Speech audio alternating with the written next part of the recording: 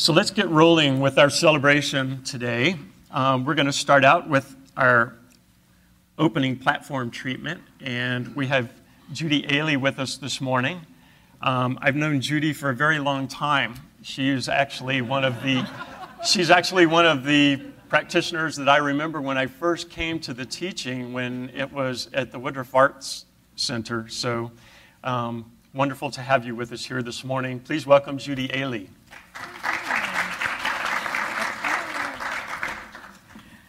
Thanks, Doug. Good morning, and welcome again. Just want to make one comment before I sort of get into this, and that's that Reverend Paul and his wonderful wife, Joanna, this is their last Sunday here. They're moving to Dallas, so be sure to say hi to them, and it's an honor to have, just known you all these years, and you've taught us so many things, so we will miss you, but you're just a plane ride away, right? Same email, same phone number, so stay in touch, right?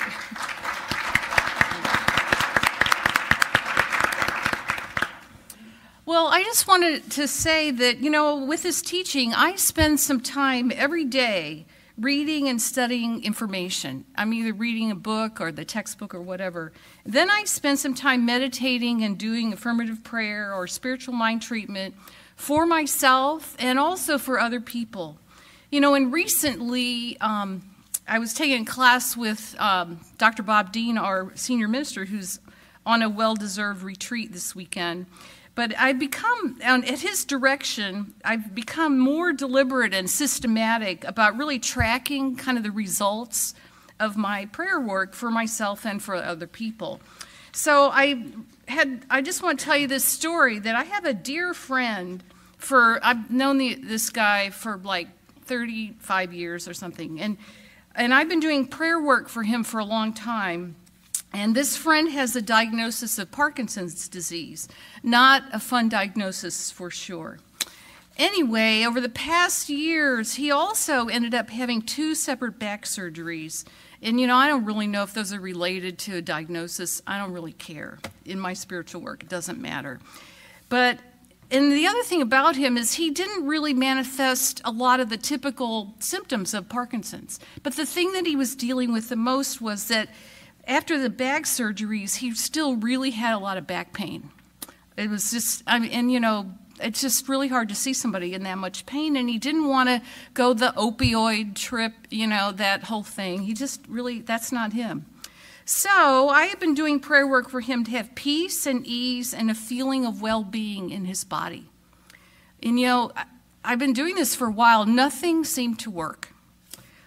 This went on for quite a while, like I just said. But recently, his general practitioner, not his Parkinson's specialist, and he goes to all kinds of fancy doctors, decided to try an anti-seizure medication for him to address his pain. And for the first time in a long time, he's actually starting to get some relief. And it's the kind of thing where he can add a little bit, and it's actually working.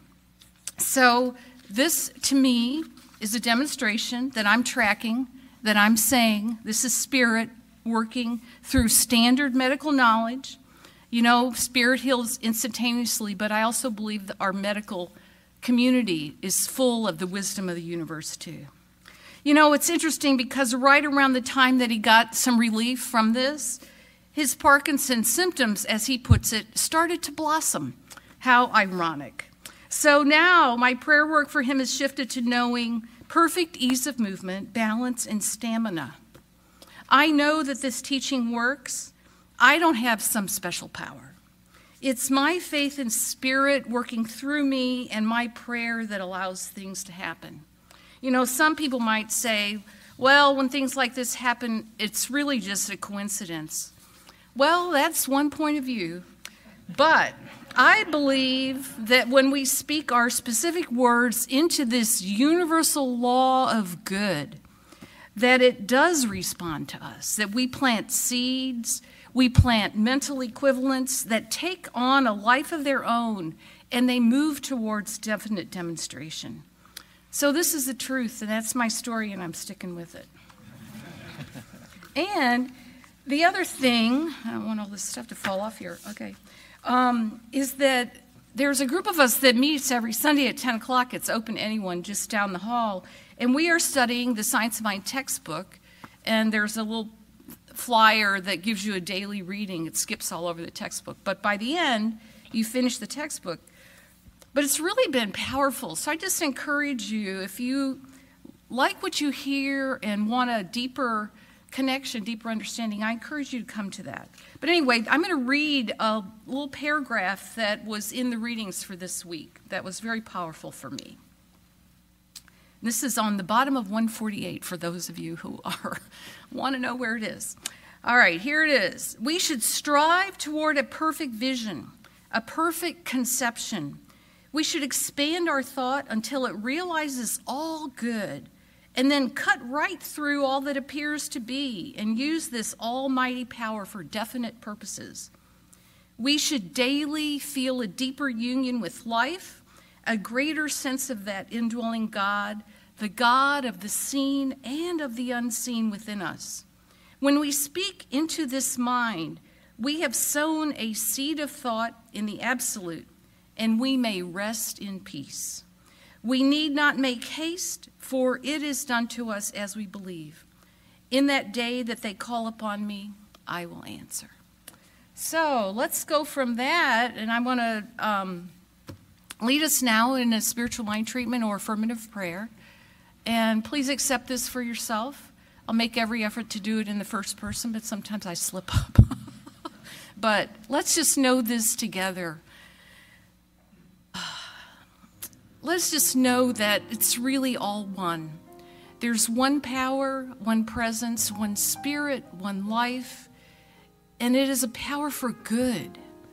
That this power, this presence, this spirit permeates all of life, everything that we see around us, whether it's a chair, a table, a person, a tree, a book, that this presence of divine intelligence, divine love, vibrant aliveness permeates it all, that we are one with it, that we embody it, that we are always in this presence and in this life. And it's so close to us. It's the very air that we breathe. It's the beating of our heart. And so knowing this oneness, knowing this wholeness, knowing this deep connectedness and this embodiment of spirit, I know for myself, I know vibrant absolute health, that this is a truth of who I am, that my natural state of being is one of perfect wholeness, peace, ease, and vibrancy. At the core of me, there is a divine pattern of perfection that is all-knowing, all-loving, all-powerful, that I can allow Spirit to express through me as great new ideas, as new ways of looking at things in life.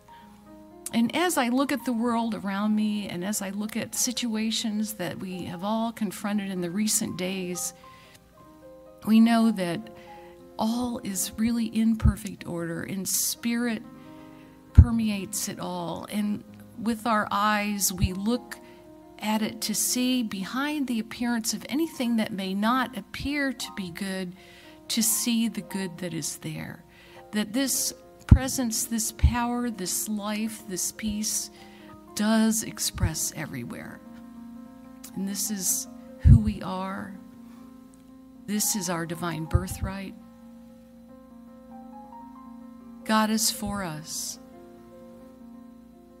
This presence, this power, there is nothing within it that is divided against itself. It is all good. It is all love. And we simply allow it to express as us and through us in the world as goodness, as peace, as love. I know that today is a great success, that we each made it here through the marathon, and that is wonderful. And I know that the words that we hear today uplift, they inspire, they allow us a deeper understanding of this magnificent teaching this magnificent world that we live in, this magnificent life. So it is with great thanksgiving and with great love that I release these words, knowing that they are so, and so it is. So you're in for a big treat today, and as I was sitting there, I just realized I forgot to just kind of tell you guys, Reverend Bob Dean is on a little break this weekend. He's up in Asheville, which is why Judy and I, which are the co-lead practitioners, are kind of guiding you through today's service. We're giving Reverend Dean a little break, a little holiday, much deserved. So we've got a great lineup here, and you're going to love our speaker today is the wonderful Reverend Ursula Lentine. She has been with our center, gosh, for a long, long time. She's been the lead of the children's church and youth church since like 2003 and was ordained a minister under Reverend Paul Gagne in 2008. So you're going to love her, and I know many of you already know her, but join me, please, in welcoming Reverend Ursula Lentine. Thank you, Bob. Thank you, Doug. Thank you. Thank you. Welcome, everybody. So excited to be here. So, when's the last time you made a big change in your life? And if we're not making big changes and time goes by, years go by, chop wood, carry water, do the work, daily routine, and you don't make any changes, then you have to say, uh-oh, because if you don't make a change is going to come to you. So I was realizing, like, oh, some years have gone by and I haven't made any big changes. What's going on here? Then I took some trips to California, and I used to live in California, and I love California. I'm one of those, I love California people. And I was born and raised in Detroit, and California's a very long way in mentality and culture and everything. So when I was 18, I moved out to California and lived there. And the day I moved, I met my best friend, Tamara, and her family, and today we're still best friends. And I always knew, when I left California, I always knew, I'll be back. I'm not going to live in Los Angeles, but I'll be back to California. So in our teaching, we can think a thought and know it to be true, and it will eventually come true. So long story short, I lived in Atlanta, and I got here, and I was like, this is nice, but 2 years max. Several years later, I'm still living in California. My friend's like, weren't you going to move back to California at some point? I'm like, yeah, but I don't want to come in cold. You know, I want a soft landing. I want to be prepared. I want everything set up. I want a career and job. She's like, okay. So years go by. I go out to California. I'm on the flight, and the gentleman next to me, I see under his flannel shirt, he has a Harley T-shirt on. I'm like, are you a rider? And he's like, yeah. And he lives in Malibu and rides the Canyon, one of the 10 best top motorcycle rides in the country. So I'm like, do you take passengers? Because I love riding on the back of motorcycles. So, yeah, so we all had it all set. And and then so I go to Tamara, and I'm like, hey, I met this guy on the airplane. I'm going to go for a motor. You are not. You're here for 3 days. You're not going to disappear with some guy I've never even met. And no. And I'm like, okay, fine. I'm like, look, I'm coming in November. So we arranged that I would come a day early, and then we would take this motorcycle ride. I also happened to know a friend in Ojai, and I said, hey, I'm going to be in your area. And in California, it's a spread out. We think Atlanta's spread out. California's very spread out. So he lives an hour away. I'll be in Malibu on such and such day. You know, love to catch up. Sure. So I did. I arranged my trip. I came a day early and went to the ashram there for Paramahansa Yoginandi's place, and it was just incredible. I was doing a meditation. They were under construction. And I started crying during the meditation that I do every day. And I'm like, why am I crying? And then I realized, oh, Gandhi's ashes were, just 20 feet away from me. So it's magical things happen in California. That's why I like California. So I had the most incredible ride. We were on the Malibu Canyons and Mulholland Drive, oceans on this side, peaks of mountains on that side for miles, as far as the eye could see. It's just breathtakingly gorgeous. So have a ride of a lifetime up there, and then met my friend. And my friend lives in Ojai, which is a spiritual community, like up in the mountains, a very small community. And I'm like, oh my God, you look fantastic. You look happier than I've ever seen you in the years that I've known him. What is it? You know, what have you done? What are you doing? And he says, it's California. It's California. And I'm like, I know all about how wonderful California is. He's like, well, why do you say it like that? And I said, oh, one day I want to move back, but the opportunity hasn't presented itself. Oh, well, that's fantastic because I need some help. I've got so many clients. I'm working in the Montecito area, which is a wealthy community. I have workshop ideas. Like, I can't do it all by myself. We should get together and work a plan and do this. I'm like, are you kidding? And he's like, no, I really need it. I'm like, okay. And I'm like, okay, there's nothing going on between you and I, right? You know this, right? And he's like, yeah. Don't worry, I got this girlfriend and she's so hot and la. And I'm like, okay, good. That part's taken care of. So then I was like, this could work.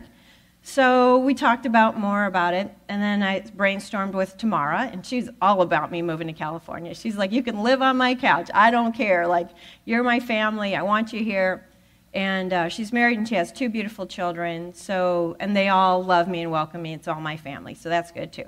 And I don't want to live in L.A., so his complex where he lives, the landlord has a room for me. So it's like all perfectly set. And I'm like, okay, this is divine order talking.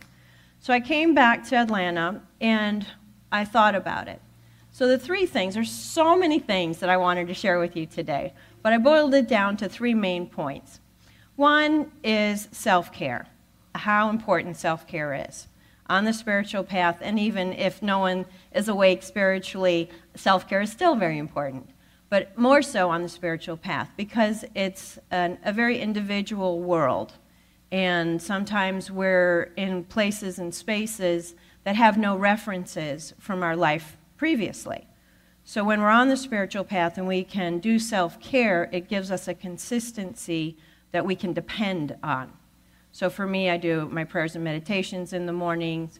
I do a workout with my guy we do it through video.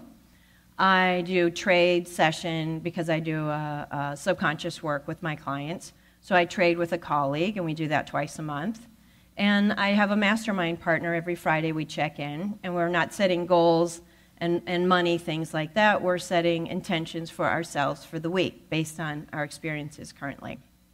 So those are some self-care techniques that I do.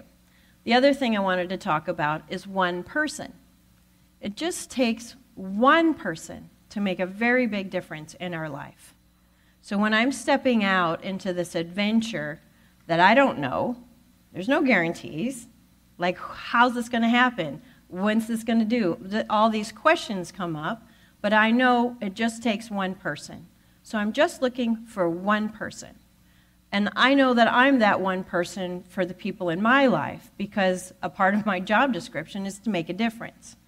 So one person can make a difference. So as I go through these stories, think about how you're that one person and how you can make a difference in other people's lives. And the third thing is when change, let's call it change, crisis, drama, just call it change. When change happens, to not react, but to pause and self-resource.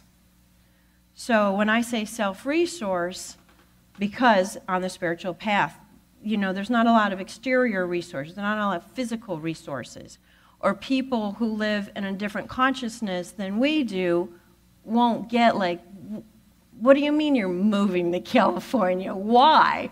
Well, there's no particular reason. I just want to expand. Expand what? Expand me, expand my experiences, expand my business, expand my reach. Why are you moving to California? Because people don't get us. So if I inner resource, I can depend on those things. And as I develop on my spiritual path, my relationships with my inner resources, now I can really, really count on those to be more real and true than what goes on in the media, in the news, in the world. So one resource is our instinct. And this is a yes or no. It's basic. It's our animal instinct. Should I stay in this predicament or should I run like hell? So it's a yes or no, and it's in our gut. So science is catching up with us. They say, you know, we have a brain here, and we also have another brain. It's like a chemical brain. When we become more and more refined, we start understanding that chemistry is very much an indicator of what's going on in our life. Our emotions are chemical. And then the other one is my heart. So not my heart for love, but my heart for my soul. Like my heart for my purpose in life. So if I'm living true to my nature and to why I'm here and who I am, and what is my purpose here? I'm listening to my heart, and my heart says, yes, move forward. Or no, it sounds good, but that's not for you. So I'm listening to my heart, my soul talking to me, my higher self speaking through my heart. And then my brain, I put that to work. So instead of it running around like a bunch of gerbils out there, I say, okay, you're in charge of what's common sense, something we don't even talk about these days, because before, common sense was ingrained in us as children, but nowadays, people are like, well, common sense? Like, I don't know what that is. So common sense, what makes sense, what's a logical, practical thing for you to do now, and things that are reasonable. So even on the spiritual path, when things seem completely unreasonable, there are versions that are still reasonable even on the path. So those are my inner resources. And my emotions, they don't get to be on the voting committee. They're a part of the whole program, but they don't get voting. So when the idea of moving to California came up, my emotions sprung up. Like, California? So my Kermit the Frog, you know, where he goes, yeah! So that part came up, and I'm like, yeah, good. Okay, you're not in charge of anything. I'm glad you're really excited. And then my worrier part is like, but wait, you're a grown person. Like, you don't really move to California in the middle of your life. Like, is this a midlife crisis? Like, what's going on here? I don't know about this. Okay, thank you. I heard you. And then my romantic part is like, oh, maybe we'll meet Mr. Right. You know, maybe we'll meet that guy. And, you know, and then so my jaded Detroit person is like, really? You didn't even watch that much Disney. Like, why are you still like? And then another part of me is like, you know, my philosopher, perhaps this is another version of my nun lifetimes of, you know, because in past lives I've been nun and monk, and I'm clear about that. And I'm like, maybe you're just living another nun version of your life, but you get to have your own temple and your own lifestyle, and you don't have to wear the habit anymore. So my romantic part says to my Detroit girl, you have a bad attitude, and you're no fun. So we just have to negotiate. So you can see there's a lot going on. I don't have to talk to anybody, and there's a lot going on. So the idea came to California. Okay, so there's a whole long story there that we don't have time to share. But I moved there, and it ended up, I got to Ojai, and then the guy, so we're doing work. I put him on my morning program because he's kind of a airy-fairy sort of person. And it grounded him. You know, I'm firstborn, German, Aries, and self-employed since I was a teenager. So I know how to get things done and get things organized and get things moving. So he said after a few weeks, he's like, God, you're really good for me. My world has really taken off, and I'm doing great. I'm like, yeah, so remember this conversation we have about like why I'm here and all of this? And he said, you know, I'm just so busy, I really can't help you. And I'm like, excuse me? That's not a part of the plan. And he's like, no.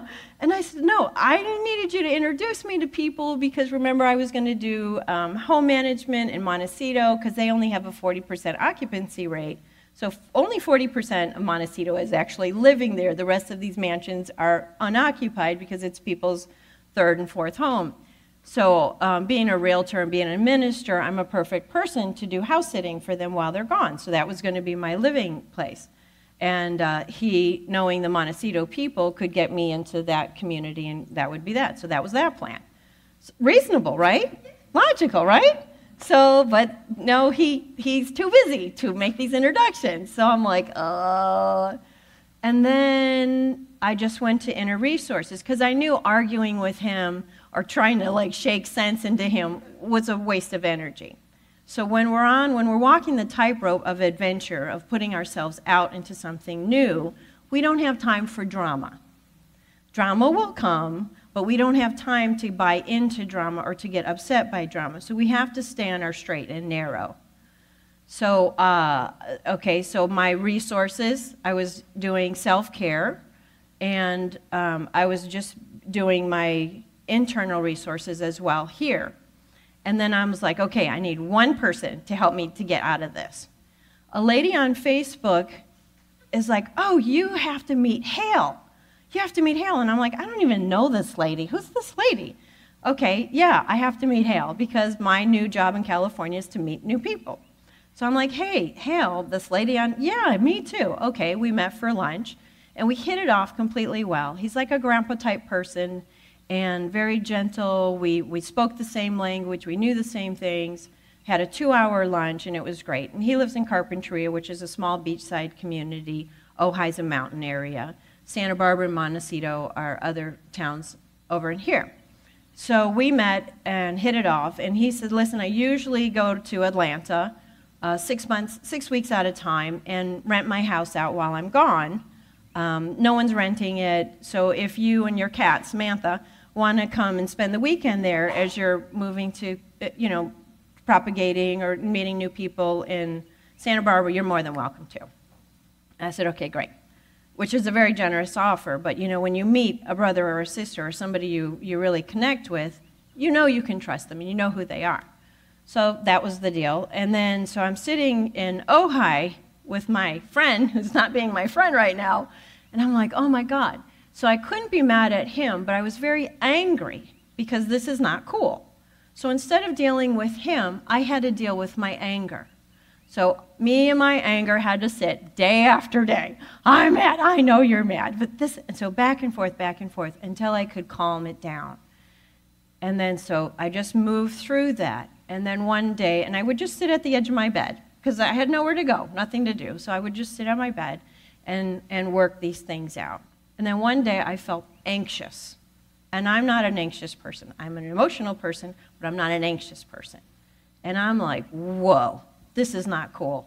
I don't like feeling anxious. What is this anxiousness all about? And I got radio silence.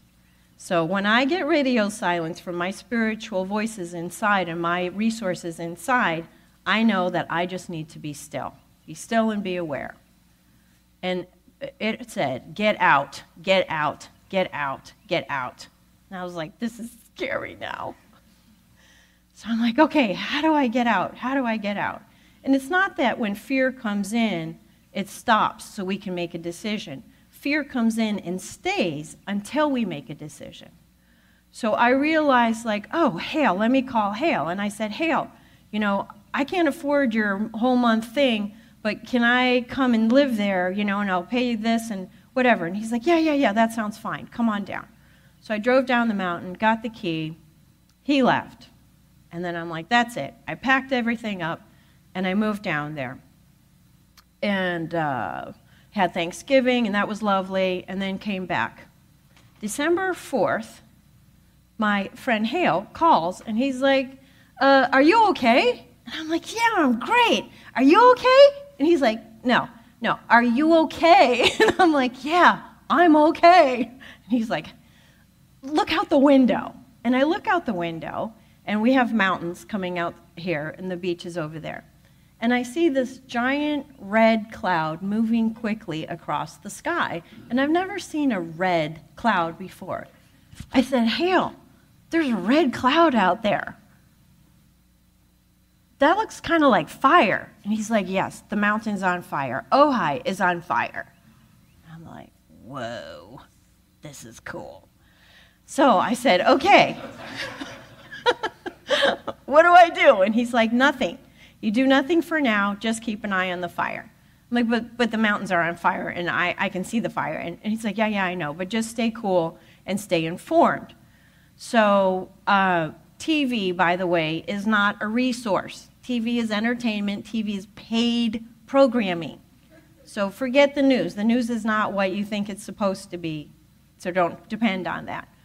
So the resource that I have is a government agency websites. So when an emergency happens, that's where you go. Forget TV, they'll just make you more crazy. So the government resources, so where's the fire, how's the fire moving, they give maps and so on like that. You know, no drama, just the facts, ma'am. So I started following the resources there. And of course I'm afraid because fire's not cool. I'm a pyromaniac, I love fire, but not that kind of fire. It's a little too big for me. So I'd go out on the street and I'd look around because our human nature, right, just like our animal nature, you would go and look around. There's a guy watering his plants, another lady's checking her mail. I'm like, and they're used to it because it's California. A gentleman let me park my trailer in his floristry, his nursery place. He's an older guy, and I'm like, tell me about this fire, like what's going on? And he said, listen, this is day 3 now. And he said, I've lived here for 35 years, and you know, we're in a safe place, the fire's not gonna come over here. His employees were coming, everybody's work as usual, they were just wearing masks. And I thought, wow, this is pretty brave. So I'm like, I'm brave, I'm brave, okay, I can handle this. And then the fires were getting closer and closer. I'm like, okay, I've been in 5 hurricanes already. So I'm like, listen, universe, I've done this natural disaster thing. I'm pre-qualified, like I shouldn't be in this. And they're like, okay, you know what to do. So I said, well, part of the hurricane thing was preparation, to be very prepared, because the more prepared we are, the better off we are. So like for us here in Atlanta, we're not going to have fires, but we could still have a power outage. We've got CDC here. We've got the big major airport here. We've got 7 million people here. So things could get crazy. So for us, we need food, we need water, and for me, I have a conspiracy part. Out of all my funny parts here, I've got a conspiracy part that's like, okay, you know, they're after us. Why are they burning? Why are they burning the state? 8,000 fires happened last year in California. So we only see them on the news because they're interesting. But in the meantime, when you live in a dry climate like that, to have 8,000 fires in one state in 1 year is tremendous. So I said, okay, I'm going to evacuate because I don't want to be on the freeway with this mountain on fire and nowhere to go except for the ocean. I'll go now. So I went down to LA and I just sat there and I felt kind of foolish because nothing was happening. So I was like, well, I just guess I'll go home now. So then I drove back up there and no, there was a lot going on. There was fire, there was smoke. I got the trailer and I went back down and I ended up evacuating 5 times altogether. The fire lasted an entire month and it was crisis. And so it's very taxing on our emotional body and on our social situation. So then things finally settled down. On one of the evacuations, I went north, and it was, you know, you just run. You just resource and you run. So I came back to Atlanta, had a nice Christmas, went back, and on the 9th of January, we had a mudslide. Because the fires had burned all the underbrush and the trees, any kind of water, it turns more into like an avalanche. So the water seeps in and takes out huge pieces of land. And what we had in our community was like fatigue, crisis fatigue, there's a name for it. And we were just like, so the news was, get the hell out of Dodge. There's, you know, rain coming, mudslide. And we were like, yeah, can't move. Thanks for the warning, but I'm staying home. So we got the notices, and nobody could move because they were exhausted from evacuating in the fires. And the mudslide came because one rain cell decided that it was going to land right over Montecito, where Oprah Winfrey and Ellen DeGeneres happen to live. And in that particular ravine, there is a pipe that holds the reservoir water for Montecito, and the pipe broke. So the entire reservoir emptied as well. That did not make the news because people in power don't want people to know that, but that's what happened. And 23 people died. So me being an empath and wired the way I am, when that happened, I sat on the edge of my bed for 3 days because the cell tower also, so we had no internet. And we were landlocked because we couldn't go south and we couldn't go north. And I was already told, you may be landlocked in Carpinteria. So I sat on the bed and I could feel everything. I could feel the fear, the trauma, the rescuers, the family members, the people who lost their lives, missing people, and it was really intense. So I did those 3 things. I inner-resourced, I kept consistent with the things that I know, and one of the things that I know for self-care is nature. So I'm always going to nature. And then it passed, but the shock of the thing was with us all. And people either gather or they retreat when there's a crisis, when there's a loss. So these people all retreated. I didn't even know I was there, but I felt I was there on purpose. So I spent the rest of the year just moving through, developing communities, getting to know people. There was another fire, and then in Thousand Oaks I found another spiritual center, my kind of people, and it was really wonderful. And then they had a fire in November, and they had a shooting in their neighborhood as well. And it was like, now I'm there for them. And I'm like, why am I here? What's going on here? And I think I'm here to have this experience, to use these tools so I can come back here. So in any time in our future that we know we have tools, they're built in. We know we are always protected, we are always guided. So when we still ourselves and we listen to what's happening and why it's happening, these are the things that we can depend on. So when the world's in chaos, when there's a hurricane spinning around us, to stay in the eye of the storm, to stay in the I am of that storm, so we can stay centered, so we can be clear, so we can be protected and resourced. So this is what I wanted to share. This is the truth in my life, and this is the truth in your life, and so it is.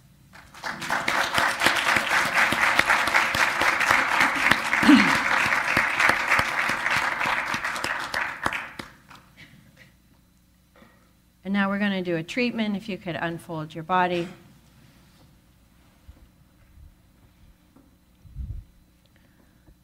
So in that one person,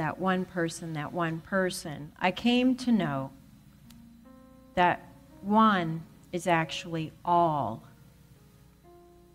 We all are that one thing that gives us life. We're aspects of it, individualized aspects of it. There's an allness to the universal consciousness. I am a part of that all. You are a part of that all. So instead of looking for that one person, what I know is the allness.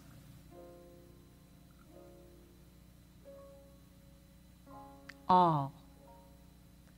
All men are my husband, my friend, my brother, my father. All women are my sister, my kindred heart, my confidant, my playmate.